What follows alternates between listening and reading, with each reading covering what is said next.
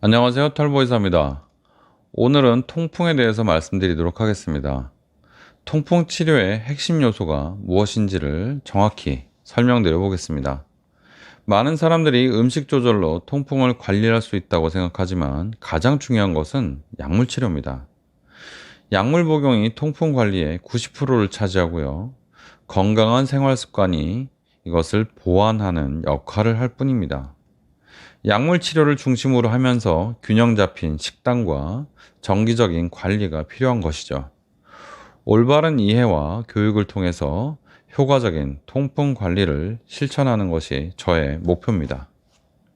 첫 번째, 약물 치료가 통풍 관리의 90%를 차지한다는 것을 꼭 기억하시기 바랍니다. 통풍 치료에서 가장 중요한 것은요, 요산 수치를 낮추는 약품을 꾸준히 복용하는 겁니다. 대표적인 약물로는 요산 생성을 억제하는 알로퓨리놀과 페북소스타트, 요산 배설을 촉진하는 벤즈브로마론 이런 약이 있습니다. 급성 통풍 발작이 발생했을 때는 소염진통제나 코리친을 사용해서 통증과 염증을 신속하게 완화할 수 있습니다. 스테로이드도 쓰이죠. 이런 약물 치료는 반드시 의사의 처방과 지도하에 이루어질 수밖에 없죠. 왜냐하면 전문 약들이니까요. 규칙적인 복용이 매우 중요하죠. 약을 복용할 때는요. 근데 약물 복용을 중단하면 요산 수치가 다시 상승해서 통풍 발작이 반복될 수 있으므로 꾸준한 치료가 필요합니다. 두 번째, 건강한 생활 습관은 약물 치료의 효과를 조금 높입니다. 약물 치료와 함께 건강한 생활 습관을 유지하는 것이 중요합니다. 적정 체중을 유지하는 것은 통풍 예방과 관리에 도움이 되죠. 규칙적인 운동을 통해서 체중을 조절하고 관절 건강을 유지하는 것이 또 도움이 됩니다. 알코올 섭취는 특히 주의해야 되는데요. 맥주가 정말 안 좋은 술이다 이렇게 알고 계시는 분들이 많은데 그냥 술이 다 안 좋습니다. 맥주나 소주나 위스키나 다 똑같습니다. 그래서 맥주를 조심하고 소주는 좀 괜찮다 이렇게 표현하면 안 된다는 겁니다. 그냥 술은 다 안 좋습니다. 스트레스 관리, 수면도 통풍 예방에 조금 도움이 되죠. 여러분들은 평소 생활 습관을 건강하게 하는 것이 통풍 치료에 도움이 된다는 것을 귀에 못이 박히도록 들었을 겁니다. 그러나 조금 도움이 된다는 것으로 다시 기억하시기 바랍니다. 세 번째, 균형 잡힌 식단으로 통풍을 고칠 수 있다. 이렇게 얘기 많이 들었을 겁니다. 그러나 지금은 조금 도움이 된다. 이렇게 기억을 하시는 것이 좋겠습니다. 내장류, 붉은 고기, 해산물과 같은 고표린 음식을 섭취하면 안 된다. 그래서 완전히 배제하고 한 번도 입에 안 대는 분들이 많은데요. 그렇게까지 할 필요는 없습니다. 고표린 식품을 이렇게 절대 먹으면 안 된다. 절대 먹지 말아야 되는 음식. 이렇게 분류하는 경우가 있는데, 그럴 필요 없습니다. 적당히 먹어도 됩니다.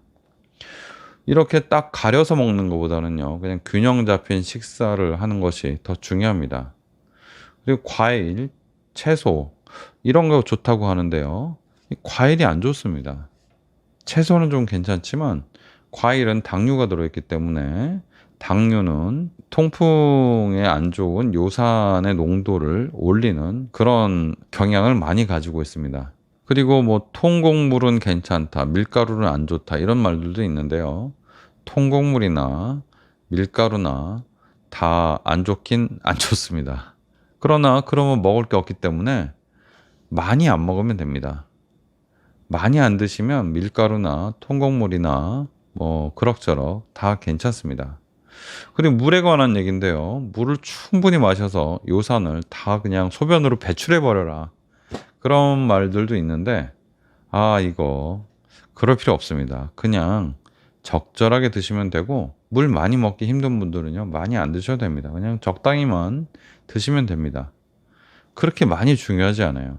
중요한 것은 약이 다합니다. 약이 90% 이상이기 때문에 나머지는 그렇게까지 열심히 하지 않으셔도 됩니다. 그래서 식단 조절만으로 통풍을 완전히 예방하거나 치료할 수 있다고 주장하는 것은 잘못된 거고요. 불가능한 얘기입니다. 반드시 약물 치료를 주로 삼아야 되고 약물 치료가 우선되어야 됩니다. 네 번째, 정기적인 진료와 피검사가 필요하죠. 정기적인 병원 방문을 해서 검사도 하고 약도 타야 됩니다. 요산 수치가 어떻게 되는지를 정확히 볼 필요는 없어요. 변동성이 심하기 때문에. 하지만 대략은 알아야 됩니다. 그래야 약을 조절을 하죠. 필요에 따라서 여러분들이 검사를 하는 건데 처음에는 검사를 많이 하다가 나중에는 그렇게 자주 할 필요 없습니다. 처음에는 뭐 2주 간격으로 해야 됩니다. 왜냐하면 변동성이 크기 때문에 그렇죠. 그러나 한 1년 정도 지나면요, 한 6개월 정도에 한 번 정도 해봐도 됩니다. 그렇게 자주 할 필요 없어요. 통풍은 신장과 관련이 많이 있습니다. 요산을 낮추는 약들이 신장을 그렇게 망가뜨리는 약이 없지만, 예, 신장이 그렇게 나쁜 약이 없습니다. 신장이 꽤 많이 망가져도 쓸 수 있는 약들입니다. 대부분. 우리가 많이 쓰는 게 알로페리놀하고 페북소스타트인데 이게 자이로릭하고 페브릭 이렇게 알고 계시면 되는데 그런 약들이 뭐 이렇게 신장이 나쁘다고 못 쓰는 약들은 아닙니다.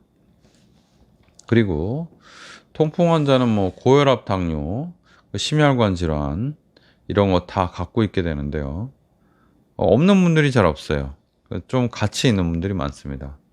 그래서 이런 것들을 같이 관리를 하셔야 되기 때문에 어차피 검사도 하고 그리고 자주 진찰도 받아보는 것이 좋습니다. 완전히 안정되면 자주 올 필요 없죠. 다섯 번째, 통풍에 대한 올바른 이해와 교육이 정말 필요합니다. 통풍을 관리를 잘 하려면 잘 알아야 되잖아요. 그죠? 근데 잘 알지 못하는 경우가 너무 많아요. 통풍은 음식 조절하면 낫는다. 통풍 이거 먹으면 낫는다. 통풍 운동으로 고친다. 이런 얘기들이 많은데 다 틀린 얘기죠. 완전히 틀린 얘기입니다. 그건 제가 자신 있게 얘기할 수 있습니다. 그래서 통풍을 잘 아는 의사와 상담해서 본인에 맞는 맞춤 치료를 해야 되고요. 통풍 관리에 필요한 지식을 여러분 스스로 습득해야 됩니다. 이거는 제가 통풍편에서 정말 많이 얘기하고 있는데 우리 의사들이 통풍에 대해서 잘못 알고 있는 의사들이 많습니다. 저도 그렇게 멀지 않은 과거에 통풍에 대해서 잘못 알고 있었어요. 그리고 통풍에 대해서 공부를 안 한 것도 아니었어요. 통풍에 대해서 공부를 했음에도 불구하고 잘못 알고 있었어요. 근데 지금은 통풍에 대해서 공부를 훨씬 더 많이 해서 정확히 알고 있는 겁니다. 적당히 많이 했는데도, 그러니까 성의 있게 환자를 보려고 노력을 했는데도 통풍에 대해서 잘못 알고 있는 의사들이 많기 때문에 여러분 스스로 좀 조심하셔야 됩니다. 그러려면 여러분들이 통풍에 대한 올바른 지식을 습득하셔야 되고, 다행히 제가 귀에 못이 박히도록 얘기를 계속하고 있습니다. 간단한 메시지는요, 오늘도 몇 번 말씀드렸는데 음식으로 안 되고 운동으로 안 되고 이런 것들은 다 해서 10% 미만이고 90% 이상이 요산을 낮추는 약으로 치료한다. 이것만 아시면 됩니다. 다른 거 필요 없어요. 그리고 또 굉장히 중요한 내용이 있는데 그 통풍을 치료하는데 한 1년 정도는 걸린다. 이거를 꼭 아셔야 되고 완치하는데 1년 정도 걸리니까 그 안쪽에는 통증이 나타날 수도 있고 맨날 아플 수도 있고 약을 먹어도 아플 수 있고 관리를 잘해도 아플 수 있습니다. 그거를 꼭 기억하셔야 됩니다. 이것만 아시면 다 아는 거예요. 더 통풍 공부할 필요 없습니다. 그러면 실천만 하시면 되죠. 병원에 가서 약을 잘 드시면 됩니다. 오늘 내용 정리해 드리도록 하겠습니다. 통풍에서 가장 중요한 것은 내용 또 나오죠. 약물 복용이다. 생활 습관 개선은 보완하는 역할밖에 안 됩니다. 약물 치료를 통해서 요산 수치를 안정적으로 꾸준히 유지하는 것이 통풍 치료의 핵심입니다. 그 다음에는 식단에서 뭐 퓨린이 많은 음식 외우고 막 먹지 마라, 절대 먹지 마라 막 그렇게 얘기하고 어떻게 하면 그런 음식을 피할까? 외식할 때 이런 거 다 피하고 싶어요. 외식에서 퓨린이 적게 들어있는 그런 외식이 있나요? 이렇게 물어보는 분들이 있는데, 그럴 필요 없어요. 그냥 적당히 드시고, 어느 정도는 드시고, 폭식만 하지 않으셨으면 좋겠습니다. 고기든 밀가루든 술이든 폭식, 그러니까 굉장히 좀 안 좋다고 하잖아요. 그러니까 안 좋은 것들도 폭식만 안 하면 여러분 치료에 아무 문제 없습니다. 그러면 그런 걸 먹어도 안 아프냐? 치료가 완전히 끝났을 때는 잘 안 아픕니다. 그러면 치료가 끝나지 않았을 때, 이제 치료한 지 몇 개월도 안 됐을 때는 아프냐? 그런 거 먹으면 아픕니다. 아픈데 왜 먹으라고 하냐? 아픈데도 불구하고 여러분들 건강에 그렇게 크게 대세 지장이 없기 때문에 그렇습니다. 사람이 먹고 싶은 거 먹어야죠. 까이 거 뭐 좀 아프면 어떻습니까? 몸에 크게 나쁘지 않다는데 먹을 수 있죠. 그러니까 여러분들이 약을 드시면서 치료가 좀 1년이 넘은 분들은 어느 정도 이렇게 다 드셔도 괜찮고, 치료한 지가 얼마 안 되고 이제 겨우 한 달 된 분들은요, 그냥 앞을 각오하고 드시면 됩니다. 우리가 식욕을 참기가 굉장히 어렵잖아요. 예를 들어서 5월이면 이제 꽃게 철인데, 5월 달에 꽃게가 너무 먹고 싶은데, 나는 통풍이 심해서 꽃게 먹었다면 그냥 통증이 오는데, 그러면 꽃게 올해 2025년도 5월 달에 꽃게 안 드실 겁니까? 꽃게가 통풍에 안 좋고, 그리고 그 통풍이 안 좋으면은 여러분들 건강이 망치고, 그리고 여러분들이 수명이 단축이 되고, 이렇게 될까봐 안 드시는 거잖아요.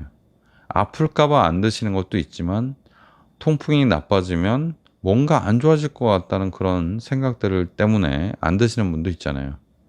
그러나 여러분들이 이미 치료를 시작했다면 아프더라도 대세는 지장이 없기 때문에 치료만 꾸준히 하시면 됩니다. 그래서 통풍 발작이 너무 자주, 너무 심하게 오는 정도가 아니고, 뭐 한두 달에 한 번 정도, 그 정도 온다고 하면 그냥 맛있는 거 드시고 아프면 됩니다.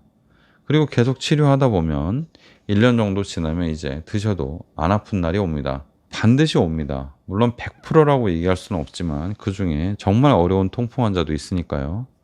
거의 95% 이상, 그 이상도 아마 괜찮아질 거라고 생각이 됩니다.